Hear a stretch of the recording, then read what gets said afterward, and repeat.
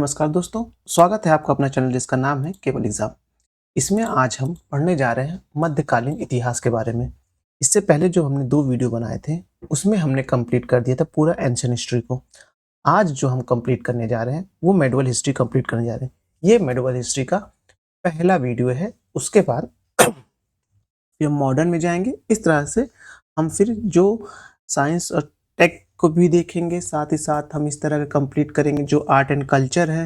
मुझे ऐसा लग रहा है आपके पर यूपी पीसीएस और यूपीएससी दोनों में ही आर्ट एंड कल्चर से प्रश्न ज़्यादा बनने की संभावना हो रहे हैं, क्योंकि जैसा कि आप जाने राम मंदिर का अवरण हुआ है, उसके बाद उसकी डिज़ाइन विज़ाइन जो नागर शैली से पूरी तरह से मैच तो नागर शैली पे ही बनाया गया है। तो हो सकता है उससे क्वेश्चन काफ़ी ज़्यादा उठ जाए, तो उसको भी कंप्लीट करेंगे। लेकिन आज हम मध्यकालीन कंप्लीट करने जा रहे हैं। मध्यकालीन में हम सिंगल रूप में देखेंगे क्या उत्तर है और कौन-कौन परीक्षाओं में आए हुए हैं और कैसे कब-कब। ये परीक्षा शो कर रही हो आपको, ये ईयर नहीं शो कर रहा होगा। एक बार मैं देख लूँ। हाँ, ईयर भी कुछ-कुछ शो कर रहा है, इतना एडजस्ट कर लीजिएगा। चलिए प्रारंभ करते हैं, लेकिन उससे पहले अगर आपने अभी तक हमारे चैनल को सब्सक्राइब नहीं किया तो सब्सक्राइब कर लीजिए। वीडियो अच्छे लग रहे हैं तो लाइक करिए और अपने सुझाव देने के लिए कमेंट भी करिए। अब देखिए, मध्यकालीन के इतिहास में सबसे पहला चैप्टर जो हम पढ़ने जा रहे हैं, अरबों के आक्रमण एवं सिंध विजय के बारे में पढ़ने जा रहे हैं। चलिए देखते हैं। चंदावर का युद्ध 1194 ईस्वी में राजा जयचंद मोहम्मद गोरी से पराजित हुआ। जयचंद वर्तमान की भौगोलिक स्थिति क्या है?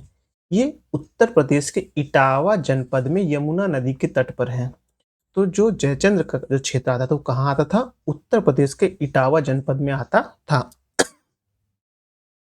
कन्नौज पर महमूद गजनवी के आक्रमण के समय राजा था, तो शासक कौन था? उस समय राजपाल था। जब कन्नौज पर मोहम्मद गजनवी ने आक्रमण किया तो उस समय राजा कौन था? राजपाल था। मोहम्मद बिन कासिम था, एक अरब आक्रमण था। कैसे था वो? एक अरब आक्रमणकारी था। मोहम्मद गजनवी का इतिहासकार कौन था? वो उतबी था। सोमनाथ पर मोहम्मद गजनवी यानी गजनी के आक्रमण के समय चालुक्य सोलंकी वंश का गुजरात में शासक कौन था? वो भीम था। दिल्ली का प्रथम मुस्लिम शासक कौन था? कुतुबुद्दीन ऐबक था। एक घटना एक परिणाम रहित विजय कथन आधुनिक इतिहासकार ने अरबों द्वारा सिंध विजय के संदर्भ में है क्या है? लेनपुल ने लिखा है। अब देखेंगे, गजनी राजवंश का संस्थापक कौन था? अल्पतगीन था। गजनी राजवंश का संस्थापक कौन था? अल्पतगीन था। ये क्वेश्चन इंपॉर्टेंट है, याद रखिएगा। अब देखते हैं मोहम्मद गोरी का आक्रमण एवं दिल्ली सल्तनत की स्थापना की। मोहम्मद गोरी का आक्रमण कब हुआ, कैसे हुआ, उसकी मृत्यु के बाद कैसे गुलाम सॉरी कैसे गुलाम वंश वहां आया, गुलाम वंश में कौन कौन से राजा आए, इस तरह के प्रश्न इसमें होंगे। हालांकि ज़्यादा नहीं है, आप देख रहे हो थोड़े प्रश्न हैं, लेकिन जब भी कोई हेडिंग पढ़े हम तो हेडिंग से हमें पूरा रिकॉल होना चाहिए कि इस हेडिंग के अंतर्गत क्या क्या क्वेश्चन या तो क्या कौन कौन चीज़ के बारे में बताया जाता है, तो उससे ज़्यादा अच्छे समझ में आता है। मध्य एशिया का वह शासक 1192 में उत्तर भारत को जीता, उसका नाम था शिबाउद्दीन मोहम्मद गजनवी। युद्ध जिसमें भारत में मुस्लिम शक्ति की स्थापना हुई, वो कौन सा था युद्ध था? तराइन का द्वितीय युद्ध था। क्योंकि तराइन के प्रथम युद्ध में आपको पता था कि जो विदेशी आक्रमणकारी थे वो हार गए थे, तो इसलिए द्वितीय जो युद्ध था 1192 का, मोहम्मद गोरी जीत गया था, तो जिसके कारण से वहाँ मुस्लिम शक्ति की स्थापना माना जाता है। वह शासक जो पृथ्वीराज चौहान के नाम से प्रसिद्ध है, वह है पृथ्वीराज तृतीय और औरेण राज तृतीय। भारतीय गौरव यानी यश का अंतिम सूर्य किसके लिए प्रयुक्त हुआ? वो पृथ्वीराज के लिए हुआ। यह जो टर्मिनोलॉजी इंपॉर्टेंट है, याद रखिएगा, और पेपर में आ भी चुकी है कि भारतीय गौरव यानी यश का अंतिम सूर्य किसके लिए प्रयुक्त होता है? पृथ्वीराज तृतीय के लिए उपयुक्त होता है, याद रखिएगा। क्योंकि इन्होंने तराइन के पहले युद्ध में देखेंगे तो इन्होंने मोहम्मद गोरी को हराया था और द्वितीय युद्ध में यह हार गए थे। आगे देखते हैं, मोहम्मद गोरी का वह दास जिसने बंगाल एवं बिहार पर विजय प्राप्त की, वो कौन था? बख्तियार खिलजी था, याद रखिएगा। कुतुबुद्दीन ऐबक मत लगाइएगा, क्योंकि अगर हम ऐसे एक भारत का मैप खींच देते हैं और यहाँ दिल्ली मान लेते हैं, दिल्ली जहाँ लिखा है, तो इधर के जो क्षेत्र थे, इधर के, वो कुतुबुद्दीन ऐबक को मिले थे। इधर वाले क्षेत्र में आप देखेंगे तो बख्तियार खिलजी को दिया गया था, तो ये ध्यान रखिएगा। अब आगे देखते हैं। मोहम्मद गोरी का वह दास जिसने बंगाल एवं बिहार पर विजय प्राप्त की, कौन था वो? बख्तियार खिलजी था। इसके सिक्के पर बगदाद के अंतिम खलीफा का नाम अंकित है, वह है अलाउद्दीन मसूद शाह के। अलाउद्दीन मसूद शाह के सिक्के पर बगदाद के जो अंतिम खलीफा थे उनका नाम अंकित है। भारतीय इतिहास में सल्तनत काल के नाम से जानने वाला भारतीय इतिहास में सल्तनत काल के नाम से जाने जाने वाला काल कौन सा है? वो 1206 से 1256 के बीच का है।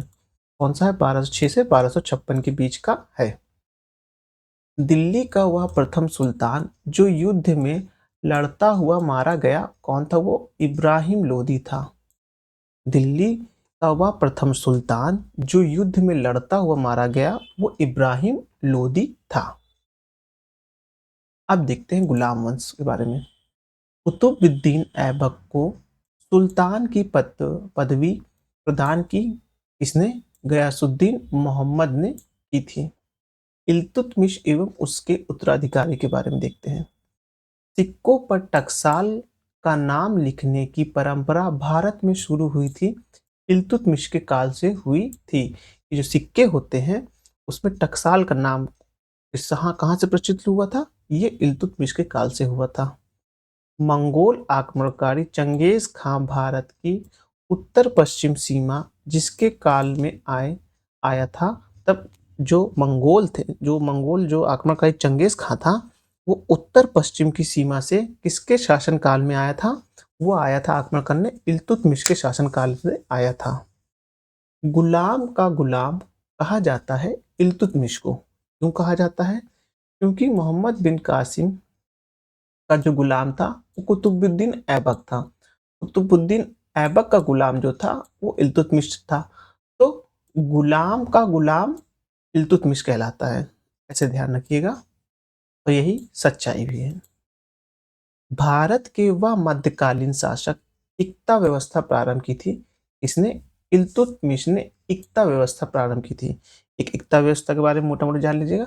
मतलब कि एक भूमि का टुकड़ा रहता है जहां किसी मतलब कि केंद्र के द्वारा इल्तुतमिश द्वारा किसी अधिकारी को यहाँ नियुक्त कर दिया जाता है।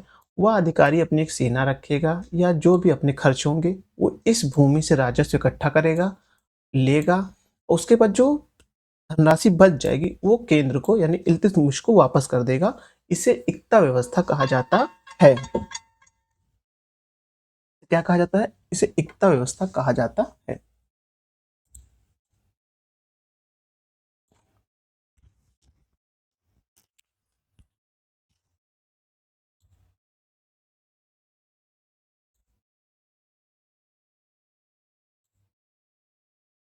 बलबन एवं उसके उत्तराधिकारी देखते हैं।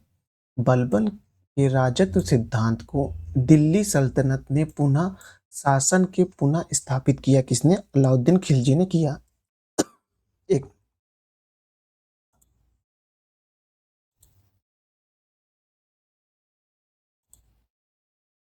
दिल्ली के प्रथम शासक जिसने दरबार में गैर इस्लामिक प्रथाओं का प्रचलन प्रारंभ किया, कौन था? बलबन था। रक्त और लौह की नीति में विश्वास करता था, बलबन करता था। बलबन के काल में विद्रोह करने वाला बंगाल का गवर्नर कौन था? तुगरिल खां था। याद रखिएगा, बलबन के काल में विद्रोह करने वाला बंगाल का गवर्नर का नाम क्या था? तुगरिल खां था। सुल्तान जिसने गढ़मुक्तेश्वर के मस्जिद की दीवारों पर अपने शिलालेख में स्वयं को खलीफा का सहायक कहा, वो था बलबन। बलबन ने स्वयं को खलीफा का सहायक कहा। कहाँ लिखवाया? ये गढ़मुक्तेश्वर के मस्जिदों पे लिखवाया। सुल्तान जिसने पूरा एक वर्ष मेवों के दमन और दिल्ली के निकटवर्ती जंगल कटवाने को समर्पित किए, वह बलबन है। ये इंपॉर्टेंट है, याद रखिएगा। देखिए जंगल वंगल और ये फॉरेस्ट कमीशन, फॉरेस्ट जो एग्जाम होता है यूपीपीसीएस का, उसमें आया हुआ है। अब खिलजी वंश देख लेते हैं। सुल्तान जिसने साम्राज्य की सीमाओं की सुरक्षा हेतु एक विशेष सेना को नियुक्त किया वह था अलाउद्दीन खिलजी। अलाउद्दीन खिलजी की विजय को कालक्रम में व्यवस्थित करना है। गुजरात विजय, रणथंभौर विजय, चित्तौड़ विजय और वारंगल। ये इंपॉर्टेंट इसलिए है क्योंकि आजकल जो परीक्षाओं का पैटर्न देख रहे हैं उसमें कालक्रम को व्यवस्थित करने के बारे में आ रहा है। आपने अभी आरओ का परीक्षा देखी होगी, उसके बाद आपने पीछे जाएंगे तो यूपी पीसीएस का भी पैटर्न पिछले 4-5 साल से होते आ रहा है क्योंकि क्रम लगाने को बोल रहा है। तो ये क्वेश्चन इंपॉर्टेंट है और ये क्वेश्चन यूपी पीसीएस प्री 2022 में आया हुआ भी है, तो याद रखिएगा। अलाउद्दीन खिलजी के जो गुजरात विजय जो विजय क्रम है, सबसे पहले गुजरात आएगा, फिर रणथंभौर आएगा, फिर चित्तौड़ आएगा, उसके बाद वारंगल आता है। दिल्ली के सुल्तान जिसने उत्पादन या उपज का 50% भू राजस्व के रूप में वसूल करता था वह अलाउद्दीन खिलजी था। 1303 ईस्वी में काकतीय शासक की सेना ने किसकी सेना को वारंगल में परास्त किया? वह किया था अलाउद्दीन खिलजी ने। घरई एवं ग्रहकर, घरई अथवा ग्रहकर लगाने वाला दिल्ली का प्रथम सुल्तान कौन था? अलाउद्दीन खिलजी था। घरई कर और चरई कर दो होते थे। 1306 ईस्वी सन के बाद अलाउद्दीन खिलजी के समय में दिल्ली के सुल्तान तथा मंगोल के बीच सीमा थी, सिंधु नदी की सीमा थी। शर्की सुल्तान के शासन काल में वह स्थान जिसे पूर्व का सिराज कहा जाता है जौनपुर था। अलाउद्दीन खिलजी के सेना अध्यक्षों में से तुगलक वंश का प्रथम सुल्तान बना गाजी मलिक बना। दिल्ली सल्तनत की कुलीनता प्रमुख रूप से बनी थी तुर्कों से। तुगलक वंश देखते हैं। दिल्ली सल्तनत के सुल्तान के शासनकाल में शाही महलों में देवी देवताओं की पूजा होती थी। नसरुद्दीन खुसरो शाह वह सुल्तान जिसने साम्राज्य की सीमाओं की सुरक्षा हेतु एक विशेष सेना की नियुक्ति की कौन था? अलाउद्दीन खिलजी। अलाउद्दीन खिलजी के विषय में कालक्रम में व्यवस्थित कीजिए। ये वही रिपीट हो रहे हैं, नहीं वो क्वेश्चन आ गया होगा। ये देखिए फिर से वही क्वेश्चन रिपीट हो गया, कोई दिक्कत नहीं, रिपीट नहीं।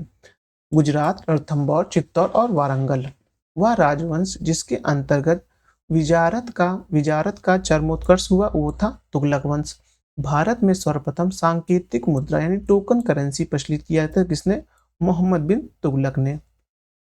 दीर्घ अवधि तक शासन करने वाला सुल्तान था मोहम्मद बिन तुगलक।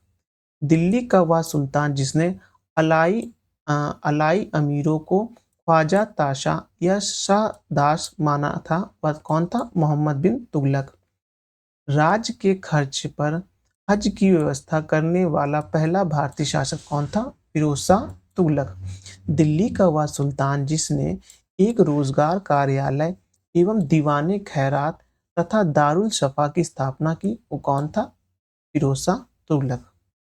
शब्द कर लगाया जाता था सिंचाई के ऊपर। दिल्ली का वह सुल्तान जिसने एक अनुवाद विभाग की स्थापना की जिसमें दोनों संप्रदाय के लोग एक दूसरे के विचारों को समझ बेहतर हो सके वो था फिरोज शाह तुगलक। जौनपुर शहर की स्थापना किसने की? फिरोज शाह तुगलक ने। दिल्ली के ब्राह्मणों पर भी जजिया कर किसने लगाया था? फिरोज शाह तुगलक ने। टोपरा तथा मेरठ से 2 अशोक स्तंभ दिल्ली लाया था फिरोज शाह तुगलक ने। बेरोजगारों के सहायतार्थ दिल्ली में रोजगार कार्यालय की स्थापना की थी फिरोज शाह तुगलक ने। सर्वप्रथम लोक निर्माण विभाग की स्थापना किसने की? फिरोज शाह तुगलक ने की। तैमूर ने भारत पर आक्रमण किया और दिल्ली को लूटा वो था नसीरुद्दीन मोहम्मद के काल में। इस वंश में सुल्तानों ने सबसे अधिक समय तक देश में राज किया हुआ था तुगलक वंश ने सबसे ज्यादा तक शासन किया। अब सैयद एवं लोदी वंश को देख लेते हैं। गुलरुखी उपनाम से अपनी कविता की रचना कौन करता था? वो सिकंदर लोदी करता था। वह मध्यकालीन वह मध्यकालीन शासक जिसने उद्घोषित किया कि राजत्व ही बंधुत्व है तथा बंधुत्व ही राजत्व है। किसने किया? बहलोल लोदी ने किया। जिसके शासन में गुरु नानक देव ने सिख धर्म की स्थापना की, वह था सिकंदर लोदी। अब है सल्तनत कालीन स्थापत्य एवं कला को देखते हैं। सूफी संत कुतुबुद्दीन बख्तियार काकी को समर्पित थे। वो थे कुतुब मीनार। 2.5 दिन का झोपड़ा का निर्माण कुतुबुद्दीन ऐबक ने मोहम्मद गोरी के आदेश पर करवाया था। 1194 में करवाया था। 2.5 दिन का झोपड़ा का निर्माण कुतुबुद्दीन ऐबक ने मोहम्मद गोरी के आदेश पर करवाया था। कब कराया था? 1194 में कराया था। अब है भवन और निर्माणकर्ता। सुल्तानगढ़ी इल्तुतमिश, लाल महल बलबन, जमात खाना मस्जिद अलाउद्दीन खिलजी, 2.5 दिन का झोपड़ा कुतुबुद्दीन ऐबक। आप देखेंगे मीरात ए सिकंदरी गुजरात विजय पुस्तक है और उसके विषय क्या है पुस्तक के। मीरात ए सिकंदरी गुजरात विजय के बारे में। बुरहान ए मशीर ये कौन किसकी है? बहमनी के अहमदानगर का इतिहास है। रियात उल सतालिन ये देखेंगे बंगाल का इतिहास है। फिर देखेंगे रियात उल इंशा ये जो है महमूद गवाह के पत्र का संग्रह है। भारतीय वास्तुकला में सुर्खी का प्रारंभ हुआ कब हुआ? ये हुआ सल्तनत के सुल्तानों द्वारा। चित्तौड़ का कीर्ति स्तंभ का निर्माण कराया था राणा कुंभा ने। प्रसिद्ध संगीतकार तानसेन का मकबरा स्थित है कहाँ? ग्वालियर में। ग्वालियर में है। ग्वालियर कहाँ है? एमपी में है। आपको याद होना चाहिए।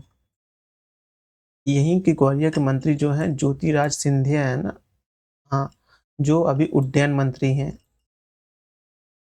जंतर मंतर के नाम से जन ख्वाहिश प्राप्त खगोलीय वेधशाला का दिल्ली में निर्माण कराया था जय सिंह द्वितीय ने कराया था। अब देखने जा रहे हैं कि सल्तनत कालीन साहित्य एवं इतिहास के बारे में देखने जा रहे हैं। साहित्यिक कृतियों जिसके कुछ अंश 2.5 दिन के झोपड़ा नामक वास्तुकृत से मिलते हैं वो है हरिकेली नाटक। अल बरूनी ने अपना प्रसिद्ध ग्रंथ तारीख उल हिंद लिखा था अरबी भाषा में। फवादुल फवाद नामक पुस्तक शेख निजामुद्दीन औलिया की बातचीत का विवरण है। इसका संकलन किया गया है अमीर हसन सिजीज ने।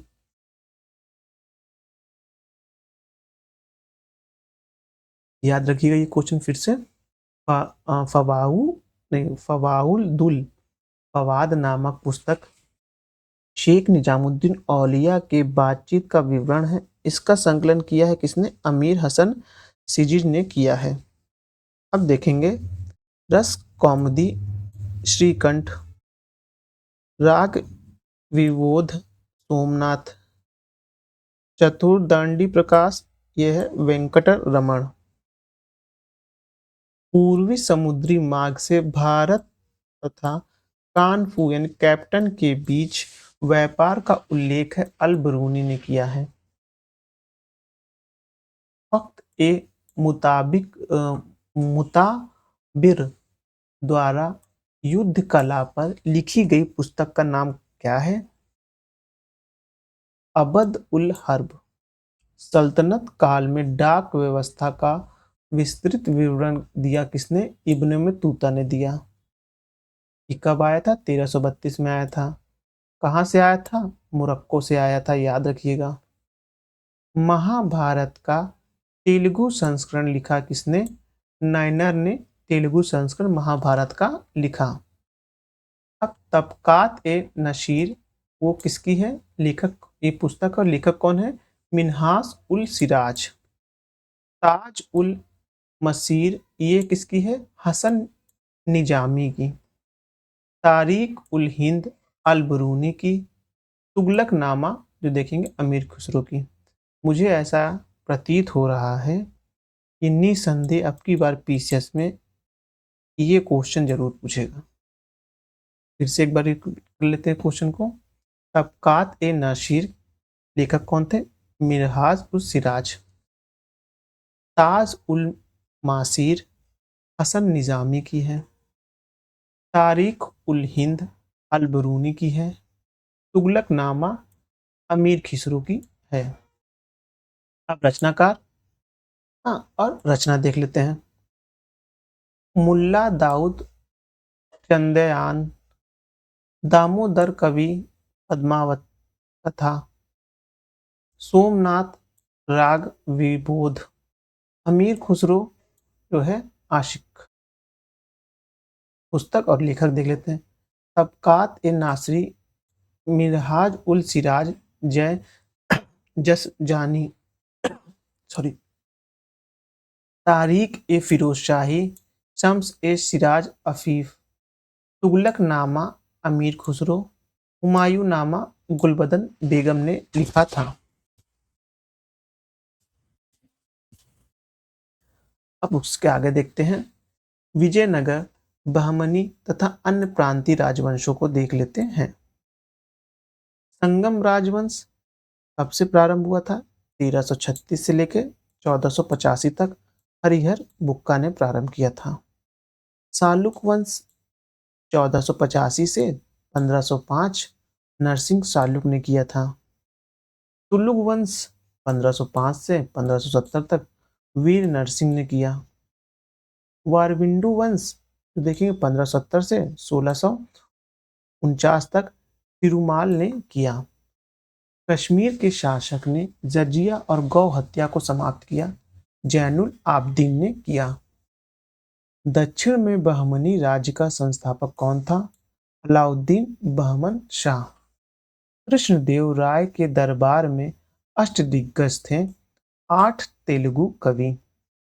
तालीकोटा का युद्ध हुआ 23 जनवरी 1565 को। कब हुआ? 23 जनवरी 1565 को हुआ। और ये क्वेश्चन आपका यूपीएससी में भी आ चुका है। अब्दुल रजाक विजयनगर आया था कब? देवराय द्वितीय के राज्यकाल में आया था। विजयनगर साम्राज्य के तमिल क्षेत्र में सबसे बड़ी प्रशासनिक इकाई थी कोटदम। प्राक मुगल काल में वह स्थान जिसे भारत का सिराज समझा जाता है वो है जैनपुर। यहाँ शिक्षा के लिए बहुत ज्यादा फेमस था जौनपुर। हिंदी खड़ी बोली का जनक माना जाता है अमीर खुसरो। इस विजयनगर के शासक ने वेल्लोर में पुर्तगालियों को गिरजाघर निर्माण करने की अनुमति प्रदान की थी। वेंकट द्वितीय थे। अपनी मुद्रा विजय काव्य में अपने पति के विजय अभियान का वर्णन करने वाली कवियत्री थी। कौन थी? गंगा देवी। अब्दुल रजाक विजयनगर के दरबार में आया था देवराय द्वितीय के शासनकाल में। अब्दुल रजाक जो है आप देखेंगे एक पाकिस्तानी क्रिकेटर भी है। अब्दुल रजाक था शायद, मतलब कि अभी शायद रिटायरमेंट हो गया उसका। भारत में सिराज ए हिंद नाम से जाना जाता है जौनपुर को। कई बार क्वेश्चन आ रहा है ये वाला। जौनपुर की स्थापना किसने की थी? फिरोज शाह तुगलक ने की थी।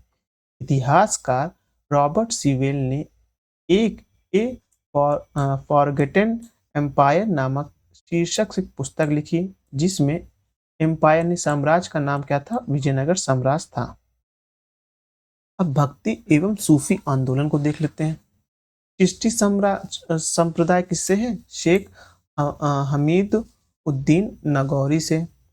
सुहरावर्दी संप्रदाय शेख बहाउद्दीन शेख बहराउद्दीन जंकारिया से। जंकारिया होगा, देखिए यहाँ जंकारिया। नक्शबंदी संप्रदाय वो अहमद सरहिंद का है। उसके बाद देखेंगे कि काहिर संप्रदाय वो शेख दाऊद किरमानी का है। वह योग जो नागपंथी द्वारा अपनाया गया था एवं जिसकी क्रियाओं को सूफी संतों ने भी अपनाया, वो था हठ योग। सूफी संतों में अजमेर को घर बनाया शेख मुहिद्दीन चिश्ती ने बनवाया। प्रसिद्ध कवि अमीर खुसरो सूफी संत के अनुगामी थे। शेख निजामुद्दीन औलिया। ख्वाजा मुहिद्दीन चिश्ती के शिष्य कौन थे? ख्वाजा उस्मान हारून। शेख निजामुद्दीन औलिया शिष्य थे बाबा फरीद के। शेख निजामुद्दीन औलिया शिष्य किसके थे? बाबा फरीद के थे। सूफी संत महबूब ए इलाही कहलाता था शेख निजामुद्दीन औलिया। वह सूफी संत जिसके विचारों में सिखों के धर्म ग्रंथ आदि ग्रंथ में संकलित किया गया था, वो था फरीदुद्दीन गंज ए शक्कर। शेख शेख उल हिंद की पदवी प्रदान की थी शेख सलीम चिश्ती ने। सूफीवादियों के सिलसिलों में संगीत का विद्रोह था नक्शबंदी संप्रदाय। जो सूफीवादी के सिलसिलों में जो संगीत का विद्रोह कर रहा था, मतलब गाने का जो विद्रोह कर रहा था, वो कौन था? नक्शबंदी संप्रदाय ने किया था। सूफियों में कृष्ण को औलिया के रूप में माना जाता है शाह मोहम्मद गैस द्वारा। कबीर शिष्य थे रामानंद के। कबीर किसके शिष्य थे? वो रामानंद के थे। मीराबाई समकालीन थी चैतन्य महाप्रभु की। इस भक्त संत के शिष्यों के प्रयास से वृंदावन एक तीर्थ स्थल हो गया। वो थे चैतन्य। गुरु नानक का जन्म स्थल था तलवड़ी ननकाना। हुजूर साहब का गुरुद्वारा किसकी याद में बना था? वो थे गुरु गोविंद सिंह की याद में बना था। कोई व्यक्ति किसी व्यक्ति से उसका धार्मिक संप्रदाय या जाति ना पूछे, किसने कहा था? रामानंद ने कहा था। रामानंद कौन थे? कबीर के गुरु थे। पुष्टि मार्ग के दर्शन का प्रारंभ किया वल्लभाचार्य ने। तो प्रसिद्ध मध्यकालीन संत शंकर देव संबंधित थे वैष्णव संप्रदाय के। वारकारी संप्रदाय का संत था नामदेव। भक्ति आंदोलन को प्रारंभ किया था अलवार संतों ने। भक्ति संस्कृति का भारत में जन्म हुआ 15वीं और 16वीं शताब्दी ईस्वी पूर्व में। ये याद रखिएगा। इस्लाम से प्रभावित भक्ति आंदोलन के नायक कौन थे? नामदेव थे। मल्लुक दास एक संत कवि थे कड़ा के। निजामुद्दीन औलिया और मोहिद्दीन चिश्ती थे कौन? वो थे सूफी संत थे। अब सल्तनत कला और विविध देख लेते हैं। सल्तनत पीरियड्स के बारे में जो मिसलेनियस है वो देख लेते हैं। काल का जो मिसलेनियस है वो देख लेते हैं। जौनपुर के चरकी वंश का अंतिम शासक कौन था? हुसैन शाह शासक है और राज दिया हुआ है। राणा हमीर मेवाड़, राणा चुंडा मारवाड़, मलिक राजा फरुक्की खानदेश, मलिक सरवर ख्वाजा जहां जौनपुर। वह नगर जो इराक में उत्तरी त्रिकोण का भाग नहीं है, वह है बसरा। अब है खरीदादार कौन थे? वो थे फरमानों को भेजने वाले अधिकारी। खरीदादार ये इंपॉर्टेंट याद रखिएगा। और ये यूपीपीसीएस प्रीलिम्स अब की बार जो परीक्षा 2023 हुई थी उसमें ये आया था। खरीदादार कौन थे? वो थे फरमानों को भेजने वाला अधिकारी था। खरीदादार कौन था? फरमानों को भेजने वाला अधिकारी था। भारत में पोलो खेल का प्रचलन किया किसने? तुर्कों ने किया। पैगंबर हजरत मोहम्मद का जन्म हुआ था 570 ईस्वी में। सल्तनत काल के अधिकांश अमीर एवं सुल्तान किस वर्ग में थे? तुर्क वर्ग में। सल्तनत काल में भूमि के नापने के लिए शब्दों का प्रयोग होता था मसाहत। अब हो सकता है प्रश्न बन जाए मसाहत क्या है? तो मसाहत सल्तनत काल में भूमि को मापने के लिए जो प्रयोग शब्द होता है, जैसे इस समय बीघा, कट्ठा, ये सब होता है ना, तो सल्तनत काल में देखेंगे तो मसाहत का प्रयोग हुआ करता था। सल्तनत काल में सैन्य विभाग के अध्यक्ष को कहा जाता था आरिज मुमालिक। आरिज मुमालिक क्या था? सैन्य विभाग का अध्यक्ष हुआ करता था। अब देखते हैं बाबर का आक्रमण एवं मुगल वंश की स्थापना। एक मिनट समय देख लेते हैं। अभी 30 मिनट में भी कंप्लीट हो जाएगा। अफगानिस्तान पर आधिपत्य के समय बाबर को भारत पर आक्रमण करने के लिए निमंत्रण दिया था किसने? दौलत खान ने। युद्ध जिसमें एक पक्ष द्वारा प्रथम बार तोपों का उपयोग किया गया वह पानीपत का प्रथम युद्ध था। बाबर ने सर्वप्रथम बादशाह की पदवी धारण की काबुल में। मेवाड़ के राजाओं को 1527 में खानवा के युद्ध में बराबर बाबर ने हराया था राणा सांगा को। मेवाड़ के युद्ध 1527 में खानवा का जो युद्ध हुआ था वो आया था। ऐसे याद करते हैं, बाबर आया, पानी पिया, खाना खाया। ऐसे याद करते हैं। बाबर को सर ए पुल के युद्ध में पराजित किया था शैबानी खान ने। बाबर ने बादशाह की उपाधि धारण की काबुल में। हुमायूं एवं शेरशाह के बारे में देखते हैं। शासक जिसने हजरत ए आला की उपाधि धारण की कौन था? शेरशाह था। एक शानदार प्रशासनिक व्यवस्था के निर्माता थे शेरशाह। दिल्ली के पुराने किले के भीतर बनी किले ए कुल्हान का निर्माण किसने कराया था? शेरशाह ने। शेरशाह सूरी इकाई के आधार पर राजस्व दरों का हिसाब लगाता था रई। शेरशाह ने अपनी वरीयता के प्रभावित करने वाले जैता और कुंपा स्थान से संबंधित कहाँ से? मारवाड़ से। मध्यकालीन भारतीय शासक पट्टा एवं कबूलियत की व्यवस्था प्रारंभ हुई थी शेरशाह के शासनकाल में। शेरशाह सूरी की मृत्यु हुई थी कालिंजर में। कालिंजर का दुर्ग आपको पता है ना, इस समय फेमस, यूपी में करंट चल रहा है ये सब। मध्यकालीन शासकों ने उच्च शिक्षित शासक था शेरशाह। मात्र एक मुट्ठी बाजरे के चक्कर में मैंने अपना साम्राज्य खो दिया। इस कथन को अपना संबंध करे किससे, मतलब मैच करेगा ये कथन? शेरशाह से। दिल्ली में पुराने किले के भवन का निर्माण कराया था शेरशाह ने। भारत में चांदी के सिक्के प्रारंभ किए थे शेरशाह ने। वह इतिहासकार जिसने शेरशाह सूरी को अकबर महान से भी बेहतर राष्ट्र निर्माता माना है वो के.आर. कानगुंगो ने। अब चंदेरी का युद्ध 1528 में, चौसा का युद्ध 1539 में, कन्नौज का युद्ध 1540 में। अब देखेंगे तालीकोटा का युद्ध 1565 में, अभी हम लोग ने इसको ऊपर पढ़ा था। चौसा का युद्ध हुमायूं और शेरशाह के बीच में हुआ था, ये आपको याद है। कन्नौज का युद्ध भी इन दोनों के बीच हुआ था।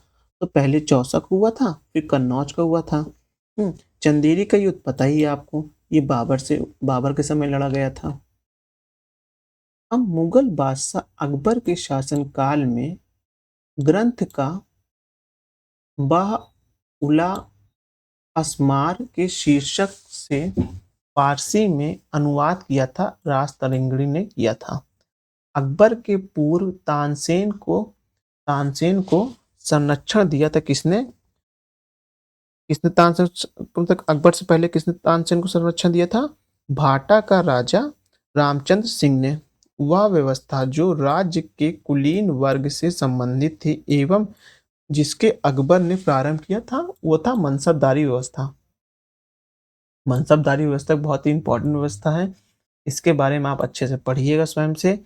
यूपीएससी 2019 में इसके बारे में क्वेश्चन आ चुका है, जो प्रीलिम्स में ध्यान रखिएगा।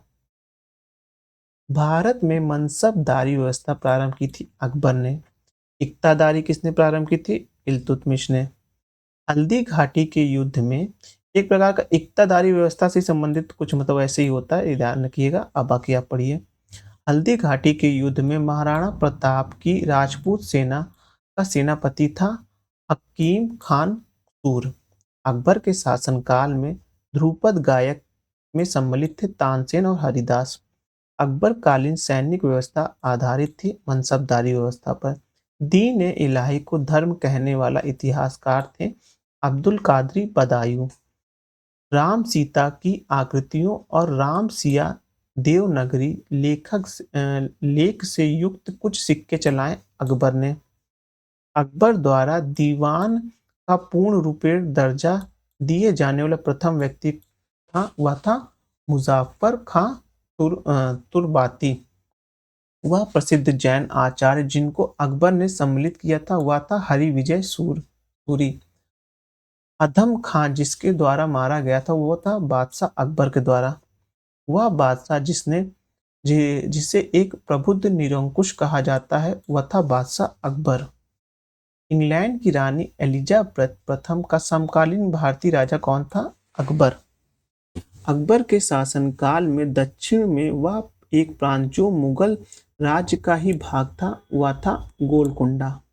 राजपूत राज्य किसके शासन में अकबर की संप्रभुता स्वीकार नहीं की थी? वो थे मेवाड़। अब इसके आगे देखते हैं। अकबर ने सर्वप्रथम वैवाहिक संबंधित राजपूतों के जिस ग्रह से स्थापित किए थे वो थे कछवाहा। अकबर के शासनकाल में दक्कन में भू राजस्व वसूली का प्रचलित आधार था जब्त।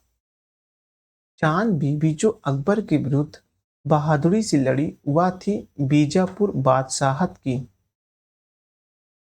मुगलों में से अनपढ़ था अकबर। भारतीय राज्य जो इंग्लैंड की रानी एलिजाबेथ प्रथम के समकालीन था कौन था? अकबर था।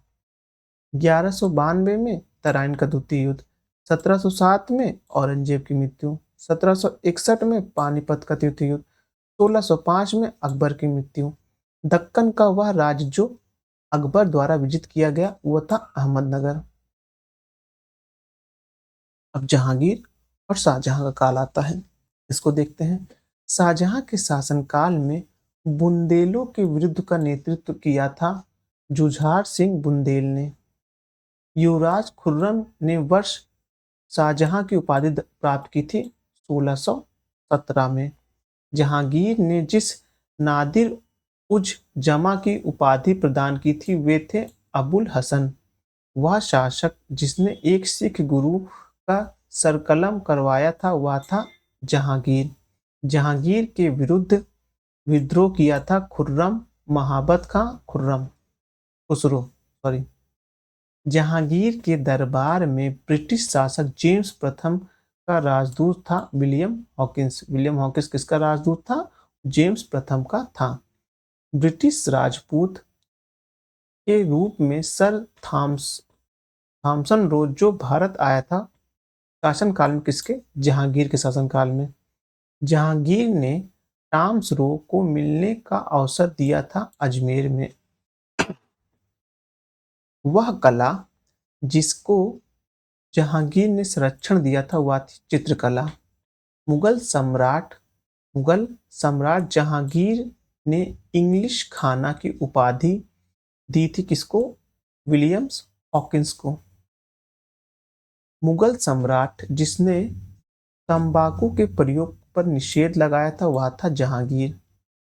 मुगलों एवं मेवाड़ों के राणा के मध्य चित्तौड़ की संधि किस शासक के शासन में हस्ताक्षरित हुई थी? वो हुई थी जहांगीर के शासन। वह सिख गुरु जिसने विद्रोही राजकुमार खुसरो की सहायता धन और आशीर्वाद से की थी गुरु अर्जुन देव ने। नूरजहां के गुट का सदस्य नहीं था जहांगीर।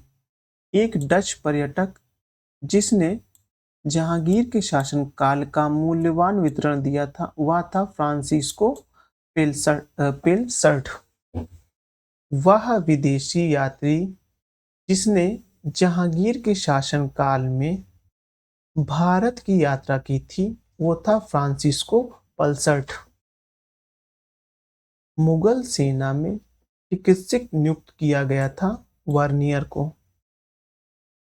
बादशाह शाहजहां को सुप्रसिद्ध हीरा कोहिनूर भेंट किया था मीर जुमला ने। शाहजहां ने शाह बुलंद इकबाल की पदवी दी थी दारा शिकोह को।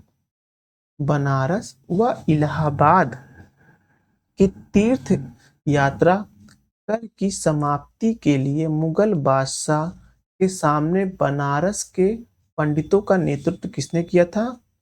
कविंद्राचार्य ने किया था। किसने किया था? कविंद्राचार्य ने किया था।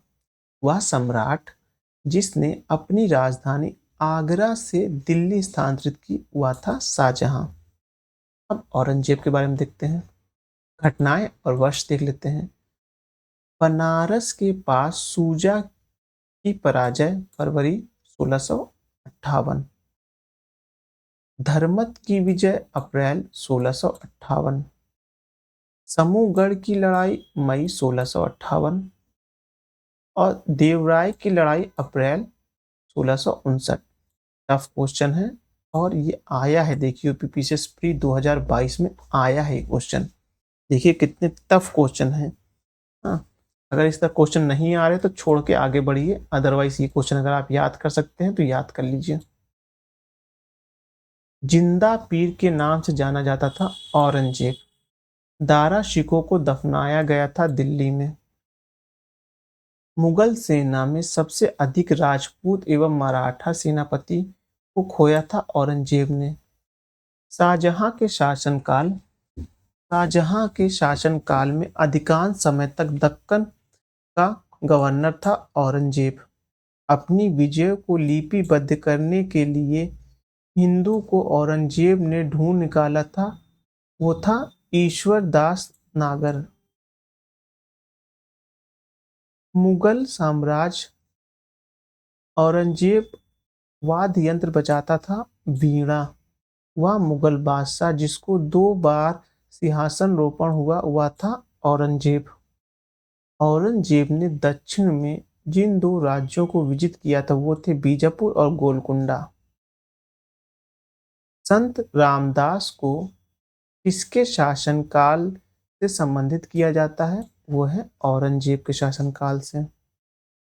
औरंगजेब ने किसको शाहीबात उल जमाली की उपाधि प्रदान की? वो थे जहां आरा। जजिया शासन काल में पुनः लगाया गया था औरंगजेब के। औरंगजेब के शासनकाल में जाटों ने मकबरों को क्षतिग्रस्त किया था अकबर ने। औरंगजेब के शासनकाल में जाटों ने मकबरों को क्षतिग्रस्त किया था। किसने किया था? अकबर। ये अकबर द्वितीय है, याद रखिएगा। अब उत्तरवर्ती मुगल को देख लेते हैं। प्रथम मुगल बादशाह जो अंग्रेजों का पेंशन भोगी बना वो शाह आलम द्वितीय था। चकड़खेड़ा का युद्ध कब हुआ? 1724 में। बेदरा का युद्ध देखेंगे तो आपका 1559 में। पोर्टो नोवा का युद्ध 1781 में। मुदकी का युद्ध 1885 में। सम्राट बहादुर शाह के पुत्र युवराज दाराबख्त की मृत्यु हुई थी 1839 में।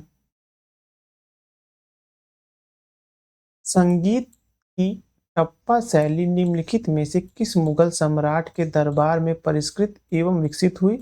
मोहम्मद शाह के समय। वह बादशाह जिसके शासनकाल में हिंजड़ों तथा महिलाओं का एक वर्ग का प्रभुत्व था वो कौन था? अहमद शाह था, जो कि 1748 से लेकर 54 तक था। अवध का प्रथम नवाब कौन था? अवध का प्रथम नवाब था सादत खां था। औरंगजेब की 1707 ईस्वी में मृत्यु होने के बाद सत्ता संभाली थी बहादुर शाह प्रथम ने संभाली थी। अब मुगल स्थापत्य एवं कला देख लेते हैं, ये इंपॉर्टेंट है, यहाँ से प्रश्न आते हैं, ध्यान रखिएगा, स्थापत्य से प्रश्न आते हैं। सुल्तानगढ़ी का निर्माण कराया था सुल्तान इल्तुतमिश ने। साहित्य के संरक्षक जहांगीर ने पंडित राज की उपाधि से सम्मानित किया था, जगन्नाथ को किया था। हैदराबाद के चार मीनार का निर्माण करवाया था कुली मोहम्मद कुली कुतुब शाह के द्वारा करवाया गया था। अब बुलंद दरवाजा बनवाया गया था अकबर द्वारा। जहांगीर चित्रकार थे जहांगीर के जो चित्रकार थे कौन थे? अबुल हसन और आका रिजा। जहांगीर के दरबार में पक्षियों का सबसे बड़ा चित्रकार कौन था? मंसूर। चित्रकला की मुगल शैली को आरंभ किया था हुमायूं ने। वह मुगल शासक जिसने जिसने लाला कलावंत के हिंदू संगीत की शिक्षा ली वो था अकबर। पहाड़ी school, Rajput school, Mughal school और कांगड़ा स्कूल इस कला की विभिन्न शैलियों को दर्शाते हैं, वो है चित्रकला का। शेरशाह का मकबरा स्थित है सासाराम में। दिल्ली के लाल किले में मोती मस्जिद का निर्माण कराया था औरंगजेब ने। प्रसिद्ध तानसेन का मकबरा स्थित है ग्वालियर में। इसने अपने बादशाह पति के लिए मकबरे का निर्माण कराया था, वो था हाजी बेगम ने। दिल्ली का वह शिक्षा केंद्र जो मदरसा ए बेगम कहा जाता था किसके द्वारा स्थापित किया गया था? महाअंगा द्वारा। वह मकबरा जो द्वितीय ताजमहल कराया कहलाया वो रबिया उद दौरानी का मकबरा। अयोध्या स्थित बाबरी मस्जिद का निर्माण कराया था मीर बंकी ने। वह मुगल शासक जिसका मकबरा भारत में नहीं है, बाबर। सवाई राजा जय सिंह द्वारा प्रथम वेधशाला जंतर मंतर स्थापित की गई, कहाँ? जयपुर में। दिल्ली के पुराने किले के वर्तमान स्वरूप का निर्माण कराया शेरशाह सूरी ने। चित्रकार जिसे जहांगीर ने नादिर उल जमा की पदवी दी अबुल हसन को। फतेहपुर सीकरी में बादशाह अकबर ने निर्मित कराया था पंचमहल। अब देखने जा रहे हैं मुगल कालीन साहित्य एवं संगीत के बारे में, देख लेते हैं। विदेशी यात्री जिसने अनारकली को दंत कथा का उल्लेख किया, विलियम फ्रेंच ने। उसके आगे गजाली के काल के व्याख्यात रचनाकार थे अकबर। तबकात ए अकबरी के लेखक थे निजामुद्दीन। दिल्ली में एक साहित्य केंद्र बैतुल उलूम स्थापित किया था जेबू ऋषा ने। वह मुगल शासक जिसने बनारस के संस्कृत और हिंदी के महान विद्वान कविंद्र आचार्य सरस्वती को राजकीय संरक्षण प्रदान किया था शाहजहां ने। संस्कृत के 4 अध्याय पुस्तक के लेखक हैं रामधारी सिंह दिनकर। अनेक मुस्लिम विद्वानों ने महाभारत के विविध भागों का फारसी में अनुवाद कराया था। इस संकलन को कहते हैं रज़्मनामा। अब पुस्तक है और लेखक हैं दलाई ए फिरोजशाही, उज्जाउद्दीन खालिद खाना, मुनशद ए महरूम, ये है आइन उल मुल्क मुल्तानी, तारिक ए मुबारक शाही, ये है याहीम बिन अहमद तक सरहिंद, तारिक ए फिरोज शाही, ये है शम्स ए सिराज अफी। कवित्री और पुस्तक गंगाबाई देवी त्रिया निषेध। दयाबाई जो लिखी थी वो लिखी थी विनय मालिका। सहजोबाई वो सहज प्रकाश। सोन सोन कुमा वो है स्वर्ण बेली की कविता। अनवार ए सुहेली नामक ग्रंथ किसका अनुवाद है? वो है पंचतंत्र का। पंचतंत्र को कहते हैं, पंचतंत्र को कहते हैं। अब उसके आगे देखते हैं। शाहजहां के शासनकाल का राजकवि था कलीन। हाँ, अनवर ए सुहेली याद रखिएगा, पंचतंत्र की कथा है। पितो प्रदेश का फारसी अनुवाद किया था ताजुल मलिक ने। हिंदू धर्म ग्रंथ का अध्ययन करने वाला प्रथम मुस्लिम था दारा शिकोह। मुसलमानों की संस्कृत भाषा थी, सॉरी, मुसलमानों की सरकारी भाषा थी फारसी। हसन निजाम नुक्स ए दिल दिल दिल खुशा। ख्वादा मीर अमीर हुमायूंनामा। मोहम्मद काजी आलमगीर नामा। भीमसेन ताजुक मासीर। अब देखते हैं शिवाजी एवं मराठा साम्राज्य को देख लेते हैं। उसके बाद देखते हैं गुप्त विविध। हाँ बस हो गया, ज्यादा नहीं, थोड़ा सा है, ये भी कंप्लीट हो जाएगा।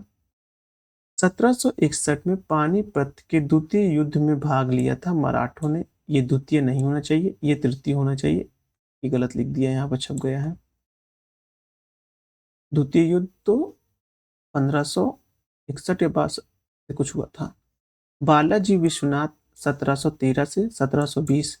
बाजीराव प्रथम 1720 से 1740। माधवराव प्रथम 1761 से 1772 तक। नारायण राव 1772 से 1773 तक। मुगल साम्राज्य के पतन के बाद सबसे शक्तिशाली देशज शक्ति के रूप में उभरे कौन? मराठा। छत्रपति शिवाजी से संबंधित घटनाओं का कालक्रम का सही क्रम है। चाकन के किले पर विजय, मुगलों के मतभेद का प्रारंभ, अफजल खां का प्रकरण, सूरत पर आक्रमण तथा लुटना। छत्रपति शिवाजी के राज में प्रचलित रजत मुद्रा नहीं थी, रुपया। आगरा को जिसने राजधानी बनाया वह शासक था सिकंदर लोदी। सुरक्षा के लिए मराठों के राजस्व के दावों को जाना जाता था चौथ के नाम से। चौथ और सरदेशमुखी, सरदेशमुखी अपने से लिए, चौथ जो है सुरक्षा के एवज में लिया जाता था। राज्यों में मुगल साम्राज्य की राजधानी अवस्थित थी रायगढ़ में। शिवाजी के साम्राज्य की राजधानी अवस्थित थी कहाँ? वह थी रायगढ़ में अवस्थित थी। मराठा देवियों ने जिसने 1700 ईस्वी से आगे मुगल साम्राज्य के विरुद्ध संघर्ष का नेतृत्व किया वह थी ताराबाई थी। शिवाजी का वह उत्तराधिकारी जिसने औरंगजेब ने ईमानदार की उपाधि दी वह था ताराबाई को। शिवाजी इसके समय में मराठा राजा नाचीज हो गया और पेशवा वास्तविक शासक बना हुआ था बालाजी बाजीराव के समय। शिवाजी ने मुगलों को किस युद्ध में हराया? वो था सलहार के युद्ध में। शिवाजी के समय सरनोबात सरनोबात का पद संबंधित है सैन्य प्रशासन से। पद्मिनी 1303। दुर्गावती 1524 से 64। ताराबाई 1525 से 17।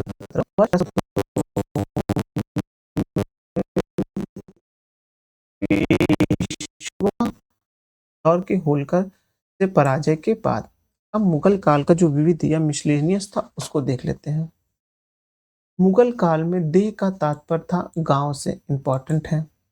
सर्वप्रथम हिंदुस्तान शब्द का उल्लेख राजवंश के अभिलेखों में हुआ सोसियान में हुआ। फ्रांसीसी यात्री जिसने काशी को भारत का एथेंस कहा हुआ था बर्नियर। अकबर, मुजफ्फर खां, जहांगीर, गियास बेग, एतमाद उद्दौला, शाहजहां, सादुल खान, औरंगजेब, साद खां। मूल रूप से एक सैनिक सैनिक राज था, वह था मुगल साम्राज्य। Ralph Fitch 1583, William Hawkins 1608, Nicholas Downs 1613, sir Thomas Roe 1614। Jaunpur राज्य का अंतिम शासक था हुसैन शाह। मुगल शासक शब्दावली में माल प्रतिनिधित्व करता था भू राजस्व को। बंदा बहादुर का मूल नाम था लक्ष्मण देव। बेगम मशरू ने बेगम समरू ने एक अति प्रसिद्ध चर्च का निर्माण कराया था सरगना में। मुसल सॉरी मुगल काल की दरबारी भाषा थी फारसी।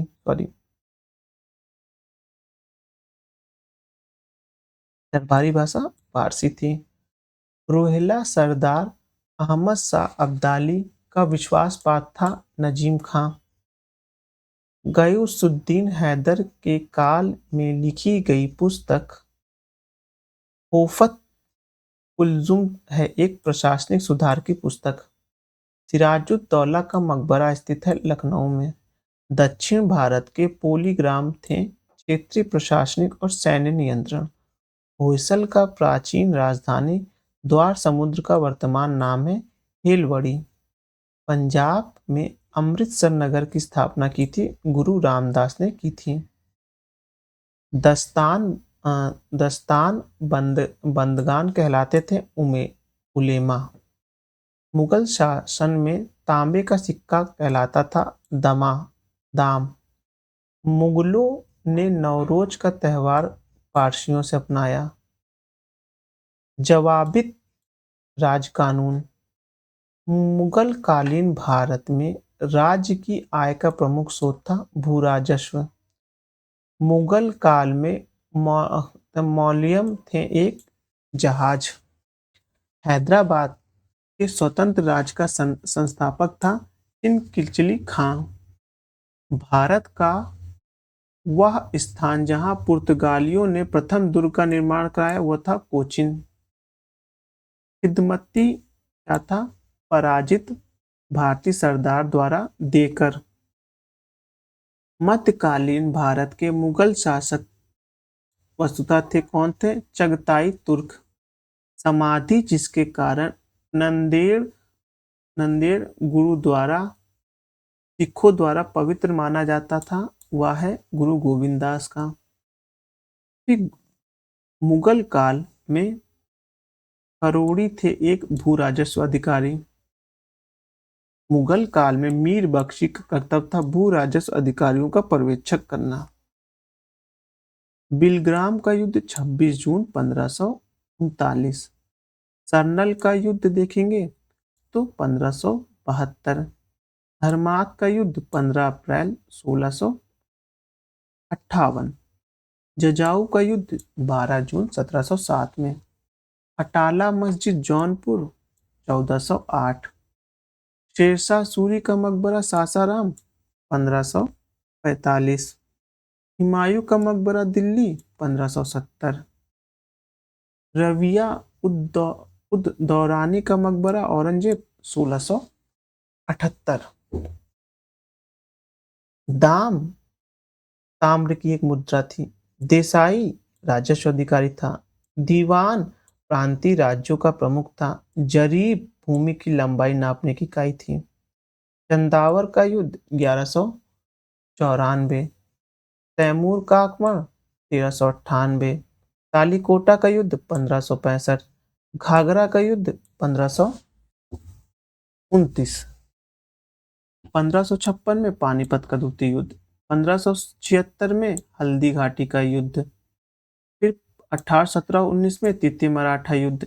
1799 में चतुर्थ मैसूर युद्ध हुआ था।